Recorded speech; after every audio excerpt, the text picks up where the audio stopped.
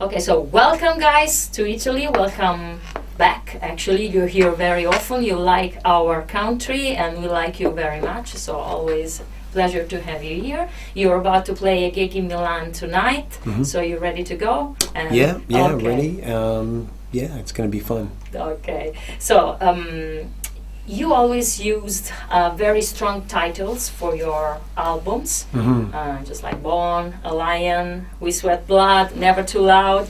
Now there's Rock and Roll is Black and Blue, which is another very strong statement.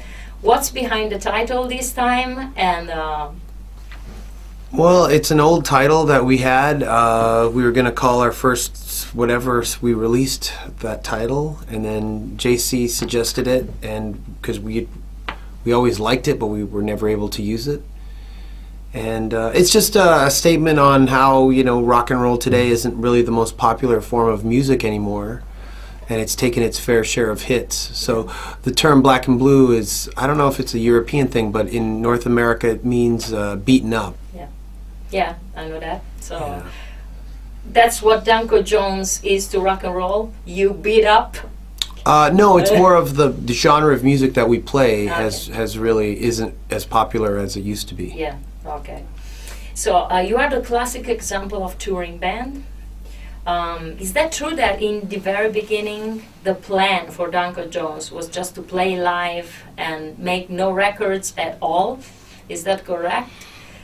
Very long time ago. But Yes, unfortunately, we didn't know better that if we sold T-shirts we could make more money. Yeah. So for the first few years, we just toured and toured and toured, and this is before the internet and before really cell phones and everything was out.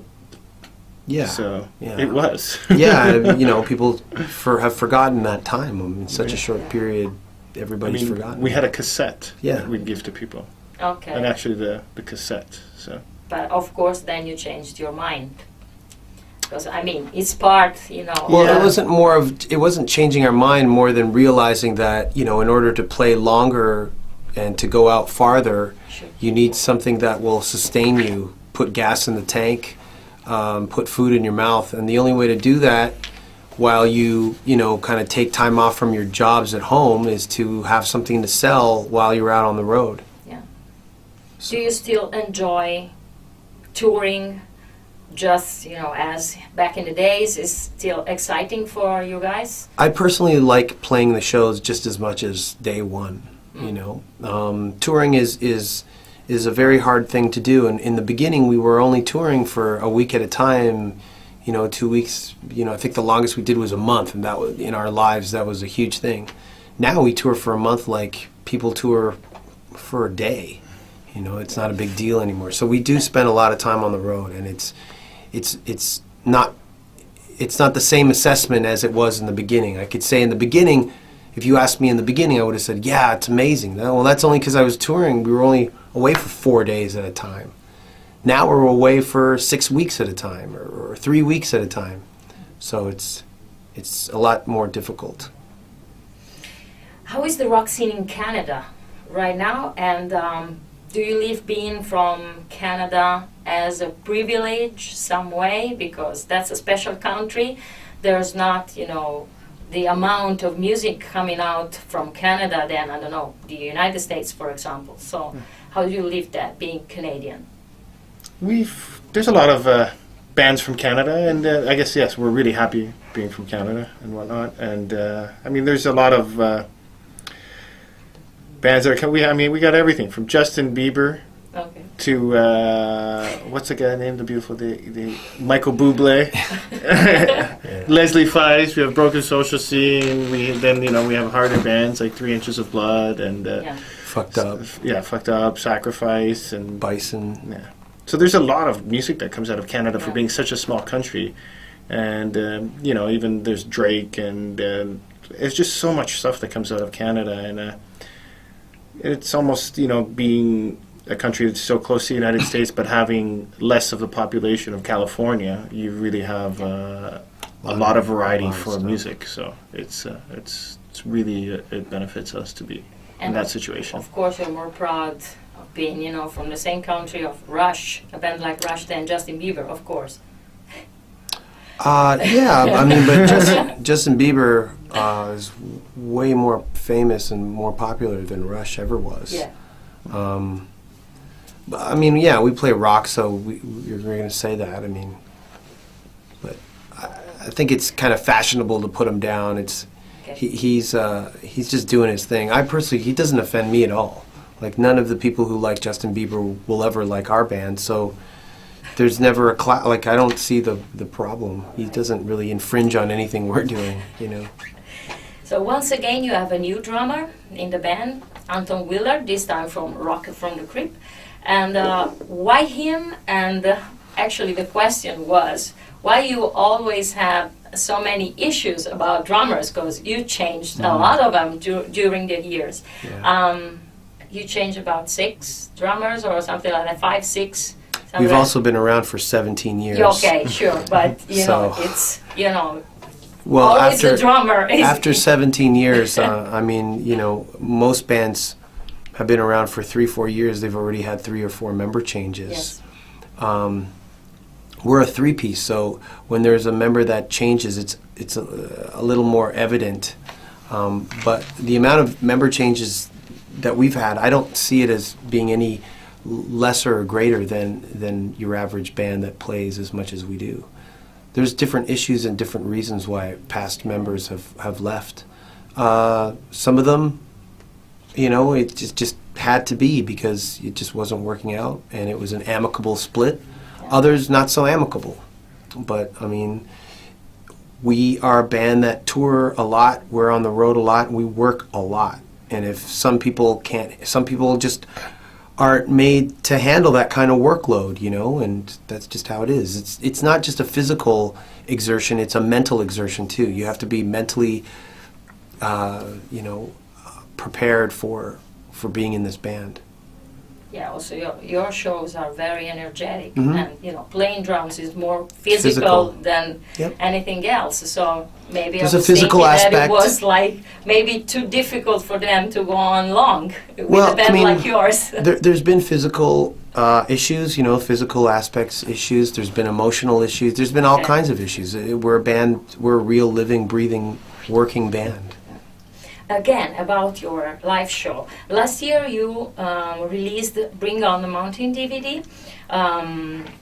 Since we already said, you know, Danko Jones shows are always full of energy, and you play just like, you know, there's no tomorrow attitude. That's, you know, what Yeah. I get when I come to your show. Yeah. Do you think you were able to capture that attitude, that energy on that video? Is that the perfect way, the perfect ticket, you know, for a Danko Jones show, that DVD that, you know, can bring you to the real show? I think it's a good way to bring a summary to people that don't know who the band is, Okay. and kind of go, this is what we've done in the last 17 years, and this is what the band is. But it's really a band that needs to be seen live to really fully experience it, and then that's why we haven't released a live DVD. I mean, what you get on the 2-disc DVD is Yes, you have it's a a documentary, documentary, and then you yes. have some live footage Yes. and all the videos, so Yeah, it's yeah.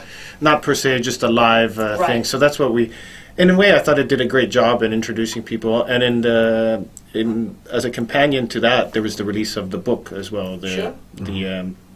the very oral history of Danko Jones, Yes. which kind of works hand in hand. So it's kind of a great way of bringing people who don't know the band or are just finding out about the band, just you know, a quick way of learning about it. What would you suggest to experience first, the book or the DVD? You know, it depends. If you like to read, you read, and then you watch the movie. But if you're too lazy, you watch the movie, watch the movie. and you look at the pictures in the book. Yeah, exactly. But they're not the same thing. I mean, No, definitely. yeah. There's different things that you get in both. So if you want to be fully entertained, you got to do both things. Okay. The options are there, so it's up Alright. to the person to choose which one to go. So last year at Sweden Rock Festival, I was there.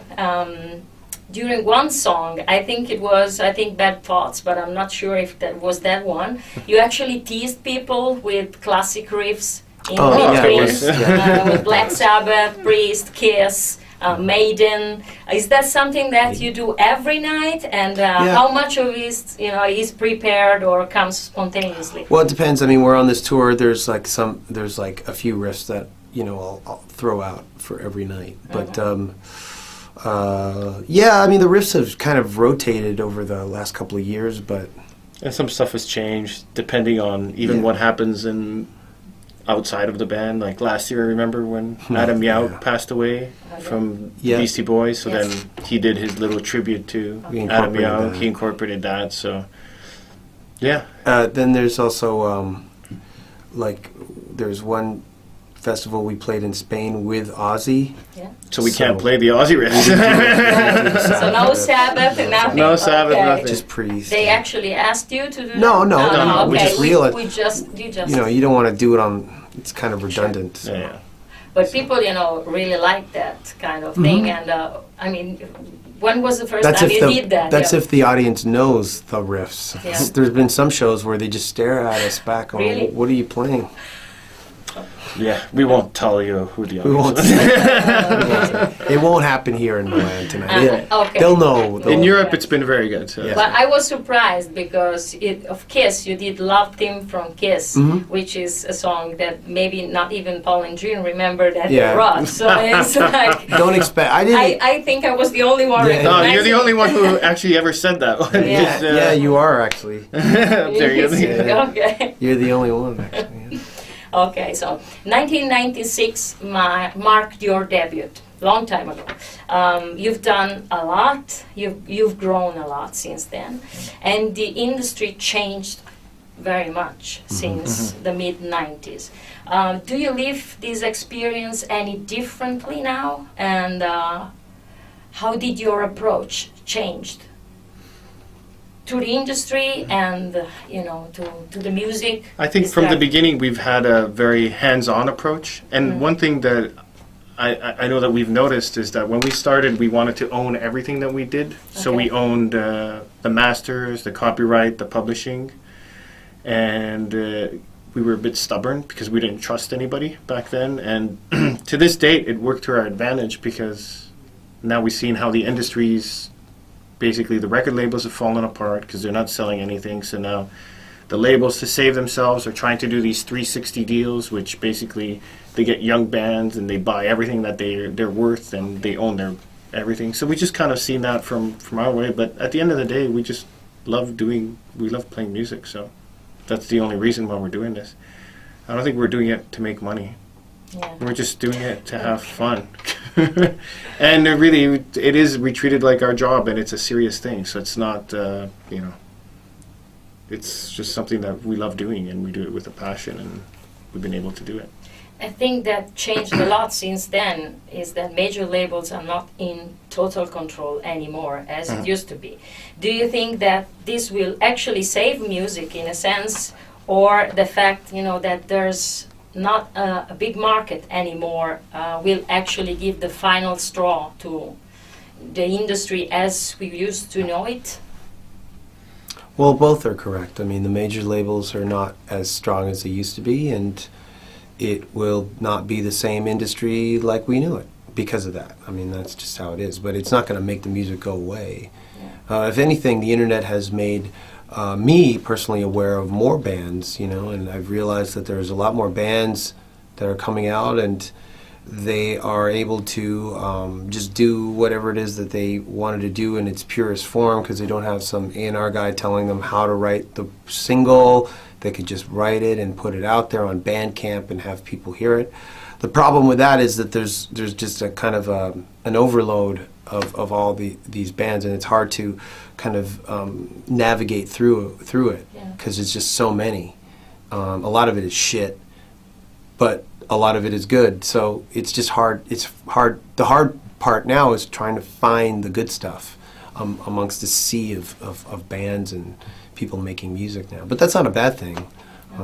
I think I prefer this better than how it used to be, which was a few bands on a few labels putting out stuff that someone else thought I'm supposed to like. So it's not the ideal way to be a music industry, but there never was an ideal way. I mean, there was never the proper way to do it. People were just kind of making a music industry as they groped in the dark, and somehow the structure of major labels, indie labels, and then hit songs and hit making factories were cobbled together, but it was never really meant to be that way. It's just a bunch of like invisible sounds hitting people's ears, and people are trying to make money off of it. So. And did you, as Danko Jones band, ever have all the freedom in the world concerning your creativity, writing your own music? Did anybody, give any direction somewhere during your career?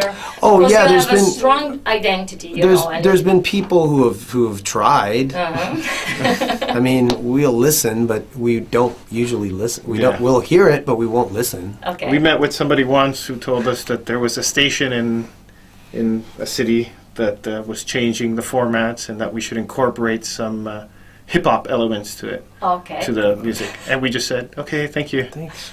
And they go, you shouldn't go on tour in Europe. And we're like, okay, thanks. Thank and then you. the day after, we went on tour in Europe. Okay. So. We do listen, though. We're not that bad. We will listen to people, but... We will. I mean, if we think it's like... I mean, we're open to advice, or if someone has a suggestion and we agree with it, that's the difference. Is people can suggest all they want. It's the difference is whether a band will do it against their better judgment, or if they agree with it. I mean, if someone goes, yeah, you guys should do this, or and we both of us genuinely agree with it, that's a great idea, we'll do it. The problem comes when a band has suggested something, and against their better judgment, they do it. Okay. That's when the problem arises. But we're always open to suggestion. It's just that we have to agree with it, I think, because we're in the band. I mean, you can't just go, you guys should dress in green. And then we go, well, I don't know. Okay. Yeah. That would be that's when you're kind of selling out, you know what I mean? When you dress in green. Yeah. But, I mean, if we thought it was a great idea, then we would do it, right? I mean, so... But you like to dress in black, I know that. It's easier for touring. Yeah. Touring is easier. So you've been on tour with the Rolling Stones and with Motorhead, for example, with a lot of bands, but I picked those two, which are two bands, that everybody loves, like... which was the definitive experience for you to share the stage, with the Stones or with Motorhead? Oh, that's a tough question. I don't know. I personally, they're both amazing experiences. Yeah. And none, you can't take any away from the other. And the one difference is the Rolling Stone was the one show that we did with them, and it was a club show in Toronto. So it was a more intimate setting to seeing such an iconic band. So that really, it really made you have a romantic connection with the band. Yeah. Whereas with Motorhead, we were with them on the road for a long time, and we get to see how they work. So it was a different thing. Like when you see a band day after day, and how the crew works, and how everything around the band, everything around those three guys works, I think it's a learning experience. It's almost like going to school, like rock school, a special rock school, and not a lot of people get to do that. So Yeah. they're, I really didn't answer your question. None is better than the other, but they're both great experiences, and they're both had different positives for each one of them. Do you have any great on-the-road story about Motorhead that you want to share with us? Or He got to sing with Motorhead. Yeah, I sang Killed by Death over a dozen times, and it was always amazing. It was so much fun. So that was always a highlight of every show when I got to sing with them at the end of the night. And then you get to watch them, I mean, and at this stage in their career, I mean, they're at this iconic level, and the greatest thing is that they're still, after all these years, not the most popular band in the world, but probably the most respected band in the world, which is, it's just interesting that the worlds don't meet. But that's just how it is, and we got to tour them, and no one can ever take that away from us. So. Okay. And for that one night, did you have the chance to meet the Rolling Stones or see them pass through? I mean, are they real? We did. Charlie was there, and He said something. Yeah, he said he looked at our equipment, and Wow. Yeah. He noticed that it was very old, and it was old. and but we later found out that they were actually fans of the band and had asked for us. So that was a real. So they actually cool. chose you. I mean, maybe. No, they actually did. Yeah. I mean, no one chooses the Stones. Yeah. They decide. Yeah. Everything. Yeah, they decide what they want. So, and we were told about the show. Was it the day before? I got a phone call. Yeah, I got a phone call the day before. Going, 2 days before, wasn't it? Yeah, 2 days before. Yeah. Yeah, because where are you? We're like, oh, we're in Sault Ste. Marie in Northern Ontario. They're like, do you want to open for the Stones? We're like, yeah. Okay, you have to come down, and you're allowed one guest each, and it's for 500 people. And we're like, okay. So we just drove down, and that was the experience. And I think probably the best part was to see the sound check, because there's 30 people in the room. Mm-hmm. Wow. And there was a YouTube link up, but they took it down. No. Yeah, too bad. You saw it though. Yeah, I saw it. Because he's in the. I'm in the clip.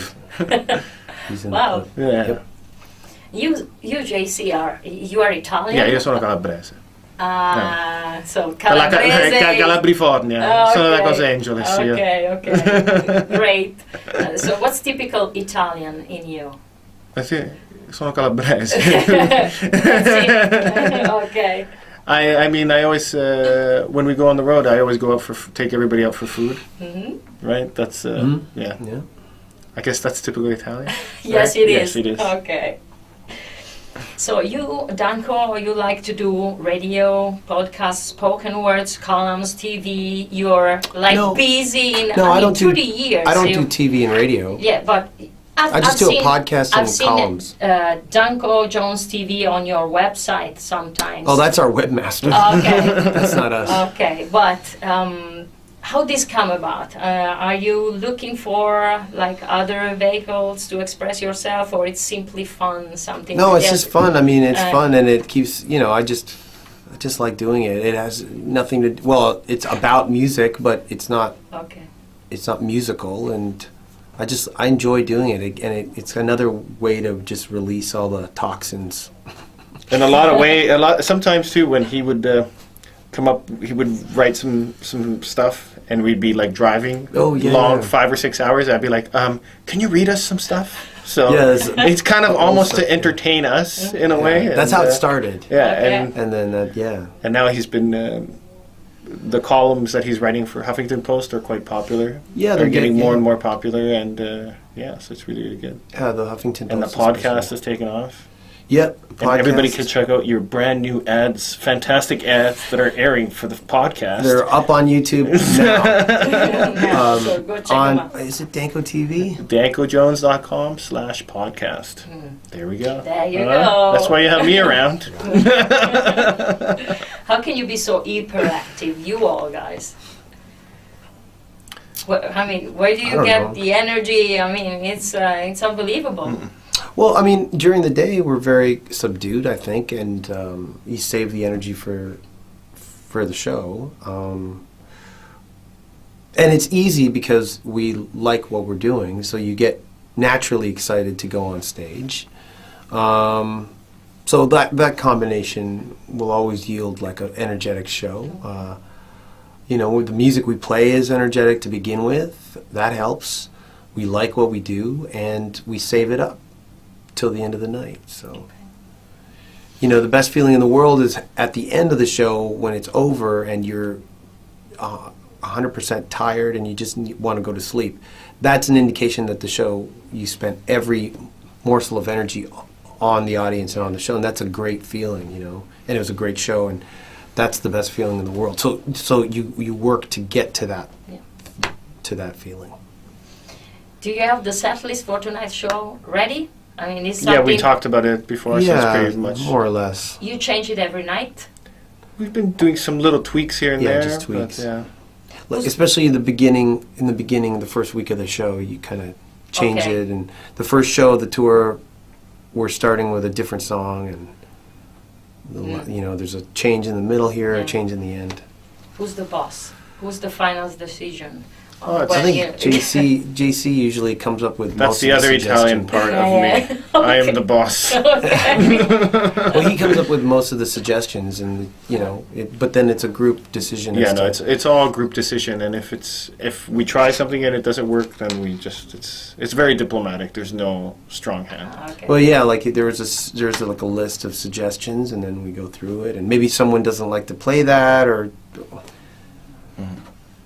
okay, maybe I don't want to kind of play that, and, but then if someone else wants to play it, then we'll okay, And we then- try to base it, like I look at the tours that we've done and songs that we've played before, and then we try to put newer songs, and then there's obviously the good position that we're in is we have so many songs now, but there's also certain songs that we have to play because that's people are expecting to hear those, and yeah.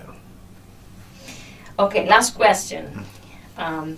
You, Danko, stick out your tongue very often in pictures. Are you maybe obsessed or possessed by Gene Simmons in some way? No, honestly, that thing happened very naturally. Okay. It was we did a photo shoot in 2002 for Kerrang Yes. in the UK, Kerrang magazine. Yeah. And they took a whole bunch of photos, but the one, I think, when we lit this guitar on fire, I just kind of felt like Gene Simmons for, just a few seconds, and that was the shot the they first used. time that they used, Yeah, you like did that. Yeah. And so when we were at the Download Festival in time for the issue to come out, there's a few people who came up to me asking if I was the guy with the tongue, and then I realized, and they didn't there was no Gene Simmons connection. Okay. So that's when I realized that